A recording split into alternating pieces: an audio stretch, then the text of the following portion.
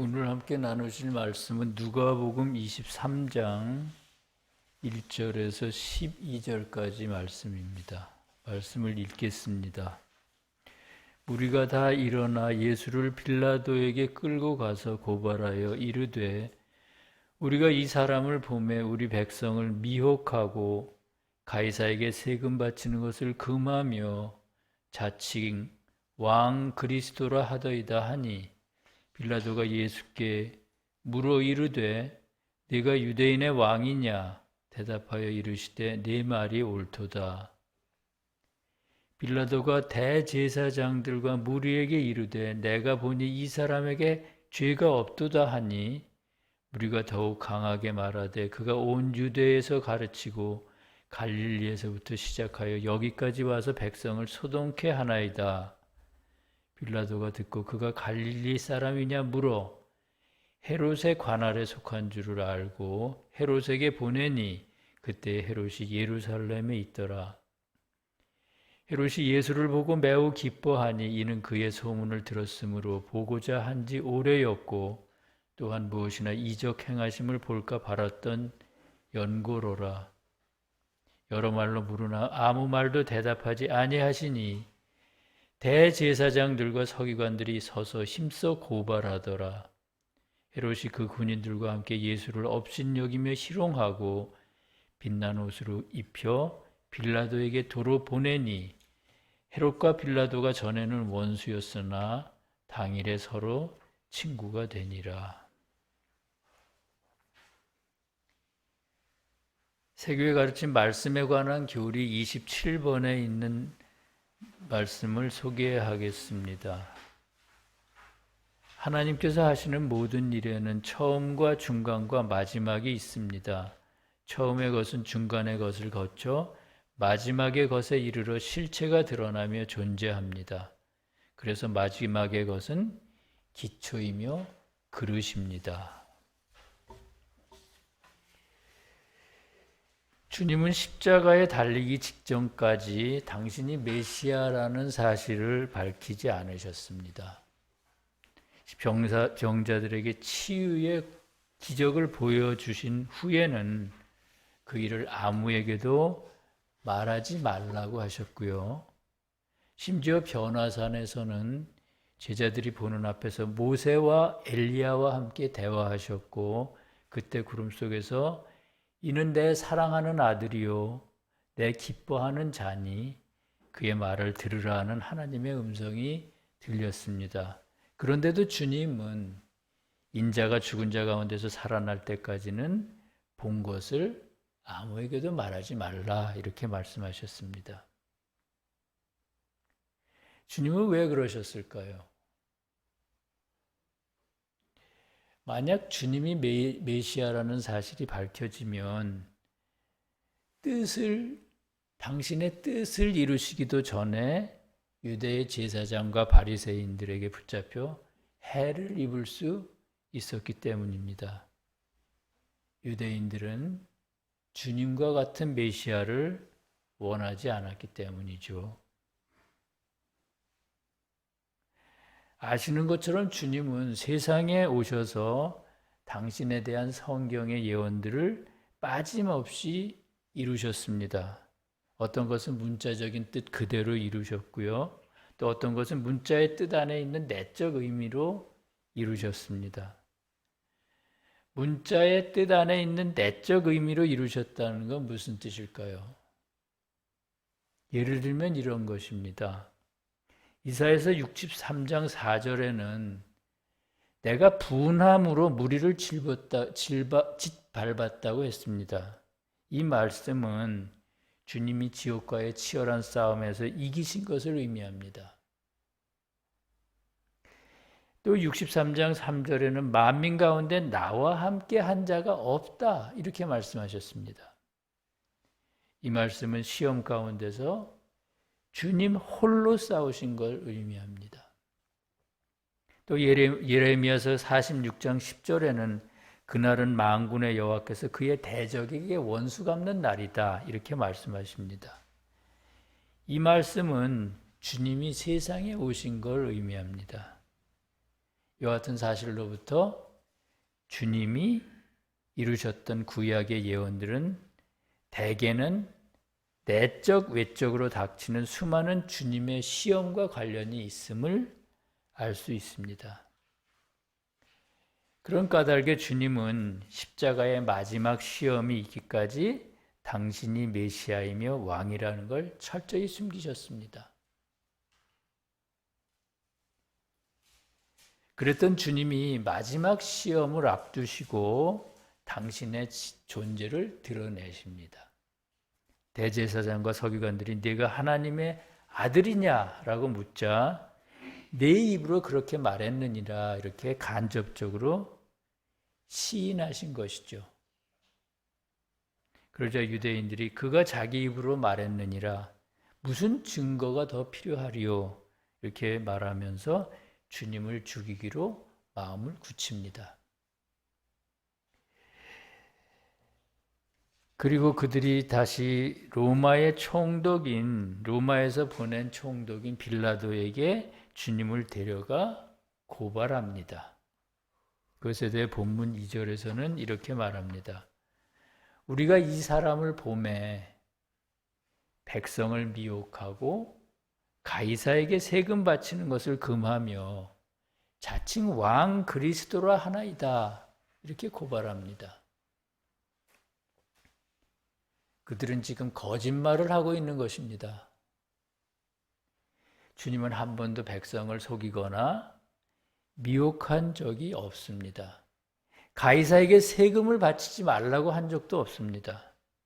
오히려 바리사인들이 주님을 시험하기 위해서 가이사에게 세금을 바치는 것이 과연 옳은 일입니까? 이렇게 물었던 적이 있죠. 그때 주님은 그 질문에 가이사의 것은 가이사에게, 하나님의 것은 하나님에게 바치라 이렇게 대답하셨습니다. 가이사는 어떤 사람입니까? 흔히 시저라고 하는 로마의 왕입니다. 그러므로 가이사를 섬긴다는 건 세상의 법도를 따르는 삶, 즉 자연적인 삶을 말합니다. 그에 비해 하나님을 섬기는 건 하늘의 법을 따르는 삶이며 영적인 삶입니다. 주님께서는 우리에게 이 두 가지가 서로 조화되기를 원하십니다. 자연적인 삶과 영적인 삶이 조화되는 삶을 살기를 원하시는 거죠. 다시 말하면 영적인 삶을 위해 자연적인 삶을 버려선 안 되고 또 자연적인 삶을 위해 영적인 삶을 버려서도 안 된다는 것입니다. 그 이유는 자연적인 삶은 영적인 삶을 담는 그릇이기 때문입니다. 그래서 주님은 가이사의 것은 가이사에게, 하나님의 것은 하나님에게 바쳐라 이렇게 말씀을 하셨고요. 또 마태복음 6장 33절에서는 너희는 먼저 그의 나라와 그의 의를 구하라. 그리하면 그 모든 것을 더하시리라 이렇게 말씀하셨습니다. 주님께서는 우리가 구해야 할 주님의 나라와 주님의 의가 바로 자연적 삶 가운데 담아야 할 영적인 생명이라고 지금 가르치고 계시는 것입니다. 빌라도가 주님에게 내가 유대인의 왕이냐 이렇게 물었습니다. 그러자 주님께서 내 말이 옳도다 라고 대답을 하십니다. 말씀에서 왕은 그동안 여러 번 말씀드린 것처럼 진리를 뜻합니다. 그러면 유대는 뭘까요? 여기서 유대는 주님에 대한 사랑 또는 선에 대한 사랑을 뜻합니다. 주님에 대한 사랑과 선에 대한 사랑이 같은 이유는 주님은 선 그 자체이신 분이기 때문입니다. 따라서 내가 유대인의 왕이냐라고 묻는 것은 네가 선으로부터 빛나는 진리냐? 선을 바탕으로 있는 진리냐? 또는 선을 동반한 진리냐라고 묻는 것입니다. 그렇습니다. 주님은 사랑과 선 자체이신 여호와로부터 잉태된 진리이신 분입니다. 그렇기 때문에 주님은 빌라도의 물음에 네 말이 옳도다라고 대답하셨습니다. 빌라도가 볼 때 아무리 봐도 주님에게는 흠이 없었습니다. 잘못이 없었습니다. 그래서 주님을 고발한 자들에게 내가 보니 이 사람에게 죄가 없도다 이렇게 말했습니다. 그러자 무리들이 심하게 소리쳤습니다. 그가 갈릴리에서부터 시작하여 온 유대에서 가르치며 여기까지 와서 백성을 소동하게 하나이다 이렇게 외쳤습니다. 말씀에서 갈릴리가 뭡니까? 갈릴리는 이방인, 즉 교회 밖의 사람들을 뜻하고요. 유대는 여기서는 유대 교회를 뜻합니다.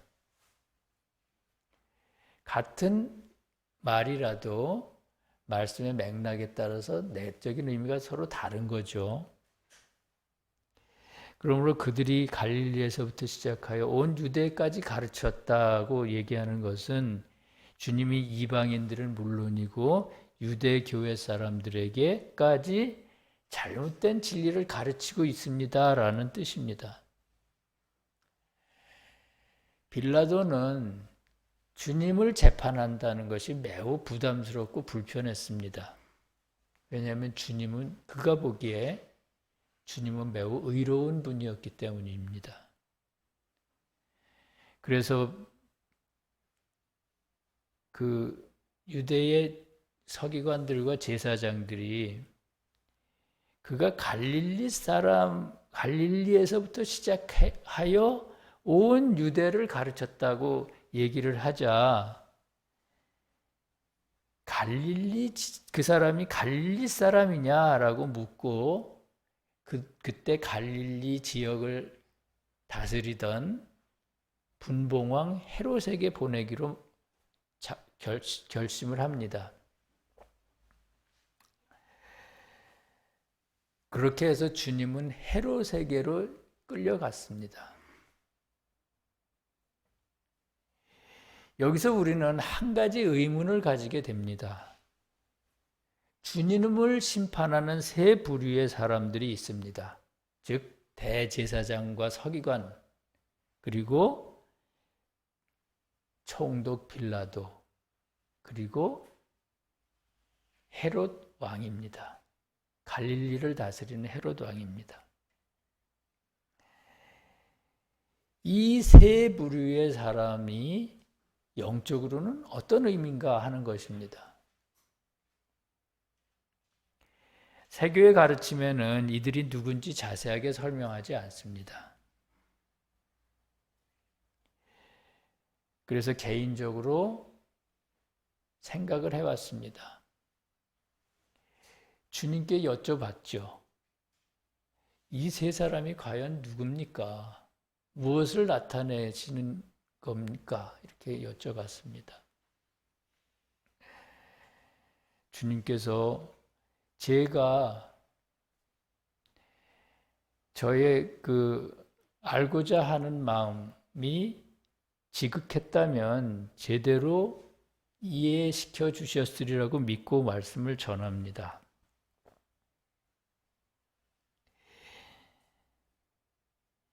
이 세 사람은 세상을 다스리는 등차가 다른 진리를 나타낸다고 개인적으로는 이해합니다. 이를테면 대제사장은 교회의 진리를 뜻하고요. 총독 빌라도는 세상을 다스리는 진리, 즉 세상의 법을 뜻합니다. 그리고 갈릴리의 왕 헤롯은 이방인 종교의 진리 또는 도덕적인 진리를 뜻한다고 볼 수가 있습니다. 이와 관련해서 세교의 가르침, 말씀에 관한 교리 27번은 이렇게 말합니다. 하나님께서 하시는 모든 일에는 처음과 중간과 마지막이 있다. 처음의 것은 중간의 것을 거쳐 마지막의 것에 이르러 실체가 드러나며 존재한다. 그래서 마지막에 것은 기초이며 그릇이다. 이렇게 말합니다. 교회가 영적으로 건강할 때는 교회의 진리가 처음의 것이 되고, 그러니까 가장 높은 위치에 있는 거죠. 그 다음에 도덕적 진리가 그 다음에 중간의 자리에 위치하고, 그리고 마지막에 세상의 법이 있습니다. 이것이 올바른 진리의 질서입니다. 진리의 질서가 이러할 때 하나님의 진리는 도덕적인 진리를 거쳐 말단에 있는 세상의 법 안으로 흘러들어와 세상을 다스리게 됩니다. 그리고 그때 우리가 사는 세상은 점차 하나님의 나라로 변할 수 있습니다. 반대로 교회의 마지막 때, 즉 교회가 타락하게 되면 이 질서가 거꾸로 반대가 됩니다. 즉 가장 낮은 진리인 세상의 법이 가장 높은 자리에 앉고, 그 다음에 진리인 도덕적 진리가 중간에 자리를 잡고, 가장 마지막에 교회의 진리가 자리를 잡습니다. 이런 경우에는 교회의 진리가 세상을 이끌지를 못합니다. 오히려 세상의 나쁜 풍조가 교회 안으로 스며들어와 교회를 지배하게 됩니다. 오늘 말씀에서 참된 진리신 주님이 대제사장과 빌라도와 헤롯에게 차례로 심판을 받고 모욕을 당하는 것이 바로 그렇게 거꾸로 된 진리의 질서 아래서 이루어지는 일입니다. 교회의 마지막 때에는 그렇게 참된 진리가 거짓 진리에 의해 박해를 당하게 됩니다. 헤롯은 주님에게 궁금한 게 아주 많았습니다. 주님께서 여러 가지 기적을 행했다고 하는데 기적을 보고 싶었던 것이죠. 주님으로부터 어떤 기적이 나오나 보고 싶었던 것이죠.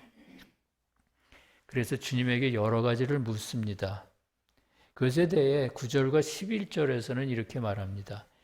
헤롯이 여러 말로 물으나 아무 말도 대답하지 아니하시니라.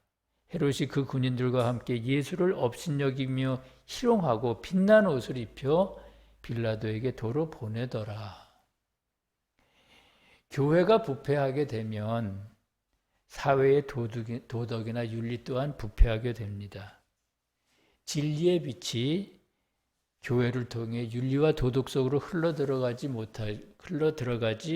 못하기 때문입니다. 헤롯이 주님으로부터 아무 대답도 듣지 못한다는 건 어쩌면 그런 것일 수 있습니다. 주님으로부터 참된 진리가 교회를 통해 헤롯으로 표상되는 도덕과 윤리 속 안으로 들어가지 못하는 그런 상태인 거죠. 그러다 보니 헤롯은 참된 진리이신 주님을 알아보지를 못했습니다. 그리고 빛나는 옷을 입혀서 빌라도에게 다시 보냈습니다. 말씀에서 옷은 진리를 뜻합니다. 그러므로 헤롯이 주님께 빛나는 옷을 입혔다는 건 얼핏 보면 주님을 인정하는 듯 보입니다. 그러나 그게 아닙니다. 부패한 윤리와 도덕이 그들 앞에 나타난 참된 진리를 업신여기고 그런 식으로 조롱하는 것입니다.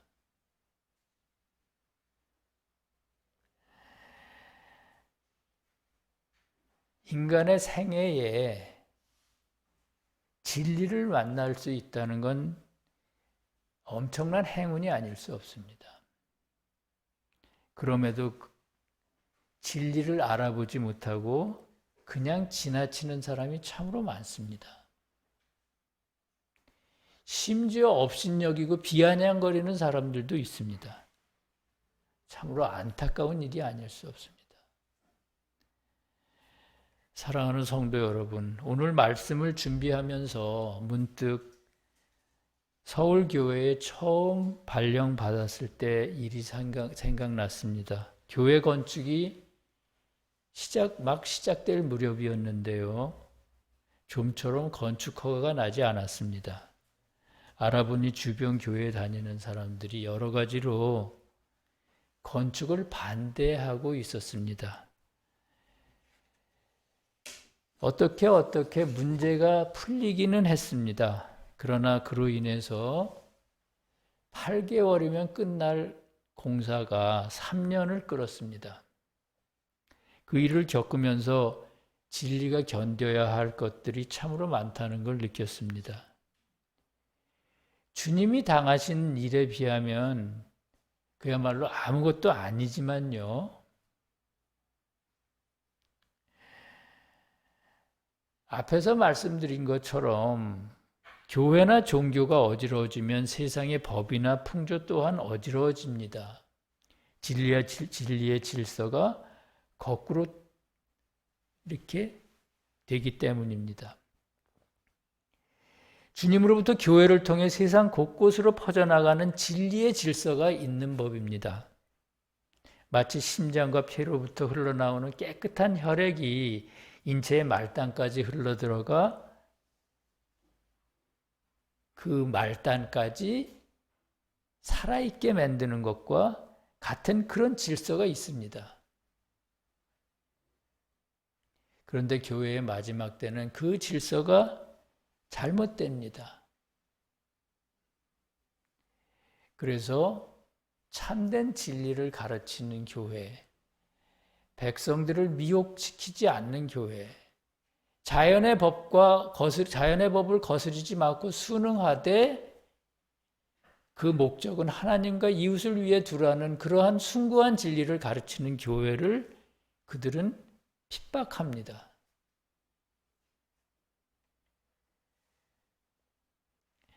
오늘 말씀에서는 주님이 대제사장과 빌라도와 헤롯의 차례로 불려다니며 심판을 받고 모욕을 당하는 것이 바로 그런 것입니다. 진리의 질서가 거꾸로 되었을 때 생기는 일이라는 거죠. 그러므로 교회 안에서도 그렇고요. 우리들 각자의 삶에서도 그렇습니다. 가장 낮은 진리는 그보다 더 높은 진리를 섬겨야 합니다. 일을 하면서 결과만 좋으면 되지 않느냐 하는 분들이 계십니다. 그러나 결과뿐 아니라 일하는 방법과 목적이 처음부터 끝까지 서로 일관되게 통해야 합니다. 다시 말하면 일상의 모든 행위는 주님과 이웃을 위한 목적으로부터 시작해 진리를 수단으로 이루어져야 한다는 것입니다. 그래야 우리는 건강한 교회, 건강한 교인이 될 수가 있습니다. 주님의 그런 은혜가 서울세계의 모든 성도와 이 진리를 사랑하는 모든 이들과 함께하기를 간절히 기도합니다. 여호와를 대적하는 자는 산산이 깨어질 것이라. 여호와께서 자기 왕에게 힘을 주시며 자기의 기름 부음을 받은 자의 뿔을 높이시리로다. 아멘. 함께 기도하시겠습니다. 자비로우신 주님, 미천한 저희들을 불쌍히 여기시고 구원하여 주시옵소서. 주님께서는 인간을 구원하시기 위해 세상에 오셨지만 무죄한 인간들은 주님을 알아보지 못하고 욕하고 때리고 십자가에 매달았습니다. 저희 안에 그렇게나 많은 악이 있습니다. 주님 그것을 바로 볼 수 있도록 겸손하고 진실된 마음을 저희들에게 주시옵소서. 무슨 일을 할 때나 주님과 이웃을 위해 일하게 하시고 언제나 진리를 수단으로 일할 수 있도록 지켜주시옵소서. 혹시 세상의 욕심이 고개를 들 때 성령으로 오셔서 부정한 모든 것들을 흩어버리시고 저희로 하여 언제나 밝은 빛 가운데 행하도록 지켜주시옵소서. 나라와 권세와 영광이 우리 주 예수님께 영원히 있사옵나이다. 아멘.